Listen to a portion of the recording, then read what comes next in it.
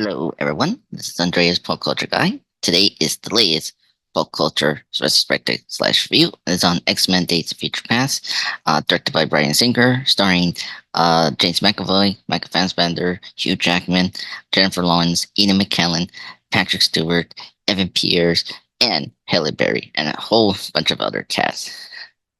X-Men Days of Future Past is what I call a movie that bridges X-Men First Class with the other canonical movies, and at the same time also helps in eliminating the bad movies like The Last Stand and Origins. The movie begins with us as usual, the mutants being attacked and eliminated. So to have to save them all, Wolverine goes back in time and stops Mystique from killing Bottle Trax, the creator of the Sentinels, and defense contractor in 1973. Wolverine reaches in the 1970s, and when he was still a mutant without the vibrant adamantium, and he set his plans in motion, he has to find Charles Xavier, McNeil, Beast, uh, and Mystique. Now, X-Men Days of Future Past is one of my personal and favorite superhero films of all time.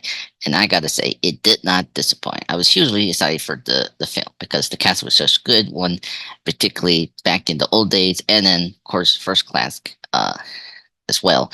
And Days of Future Past didn't disappoint at all. It's also visually very stylized film, just like First Class, now in the 1970s. It does have even darker and more uh, a dusty feel than the rest of the films in the series. The special effects are great quality. Everything looks very slick, and I think this is why it got the Oscar nomination because I think it's definitely one of the best special effects of the X-Men films. The score is the best since the one for X2 in terms of memorability, and I have to agree. One of my favorite sections of the X-Men Days of Future Past score is the Hope theme for Charles Xavier, James McAvoy's version, and how it fits. And the script is the sharpest since X2 as well. It's probably the best and most well balanced script of all of the X Men films put together, maybe after Logan.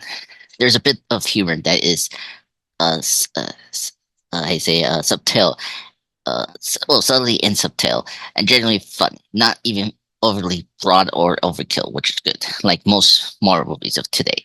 While there are plenty of suspenseful and emotional parts, most remarkably of all, Days of Future Past practically renovates bravery and freshness that you never expect from the seventh film in a blockbuster franchise. Instead of playing it safe and sound, Days of Future Past meshes up the past, present, and future, and sweeping up a lot of what has been taken for granted in the X-Men cinematic universe.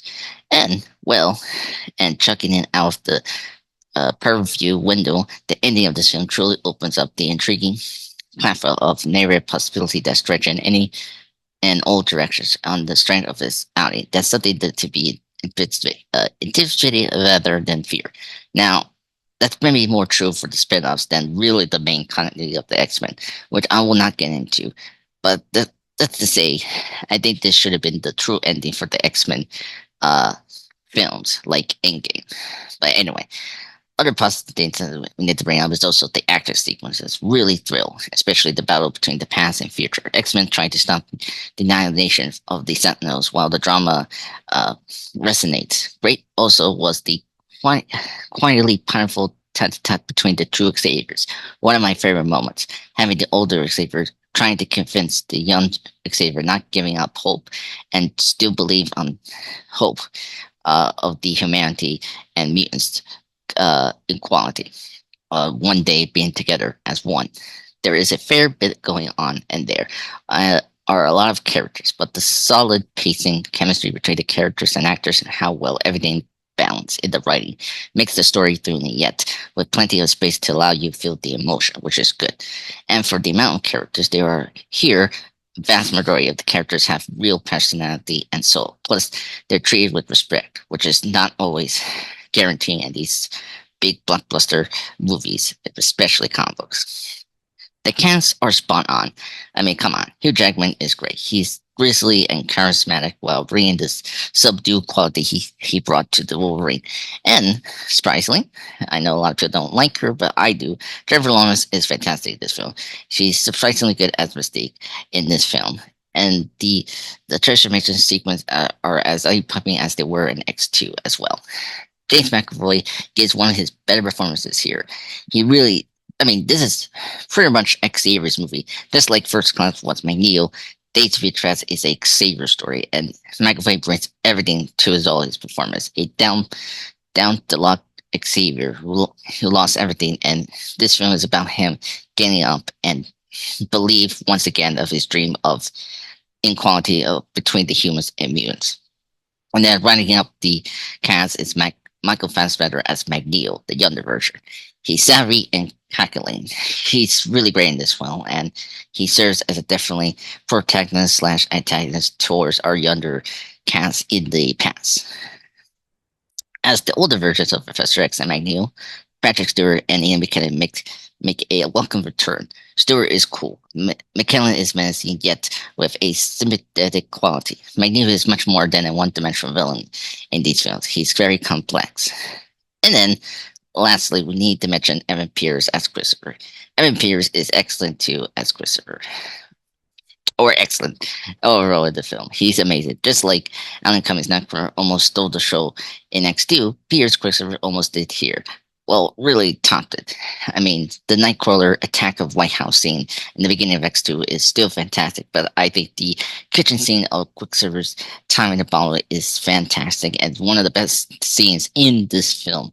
It's one of the reasons that I got into YouTube in general. The scene Quicksilver and then the song Time in the Bottle.